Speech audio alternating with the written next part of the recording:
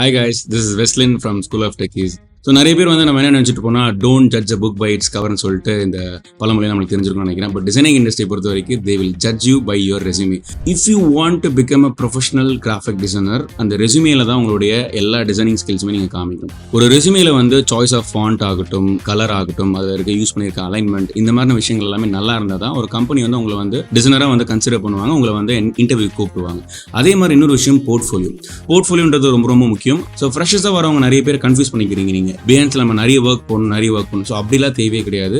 Even 4 year experienced பர்சனுடைய பிஹான்ஸ் அக்கௌண்ட்ல போய் பார்த்தா கூட அவங்களுடைய பெஸ்ட் ஆஃப் பெஸ்ட் ஒர்க்ஸ் மட்டும் தான் அதில் அப்லோட் பண்ணுவாங்க. As a graphic designer, if you want to look for a job, so கண்டிப்பாக வந்து லிங்க்டின்ல ஒரு அக்கௌண்ட் கிரியேட் பண்ணிக்கோங்க. பிஹான்ஸ்லயும் உங்களுக்கு ஒரு அக்கௌண்ட் இருக்கணும், இன்ஸ்டாகிராம்லயும் ஒரு அக்கௌண்ட் வச்சுக்கோங்க. பெஸ்டான ஒர்க்ஸ், நீங்க ப்ராக்டிஸ் பண்ற ஒர்க் எல்லாம் எடுத்து நீங்க பிஹான்ஸ்ல போடாதீங்க. You're a fresher or already graphic டிசைனரா ஒர்க் பண்ணிட்டு இருக்க ஒரு பர்சன் இருந்தாலும் சரி, இந்த மாதிரியான மிஸ்டேக்ஸ் நம்ம பண்ணாம இருக்கணும். இந்த மாதிரி டிசைனர்ஸ் வேறு என்னெல்லாம் மிஸ்டேக்ஸ் பண்ணுறாங்கன்னு தெரிஞ்சுக்கணுன்னா ஸ்கூல் ஆஃப் டெக்கீஸை ஃபாலோ பண்ணிக்கோங்க.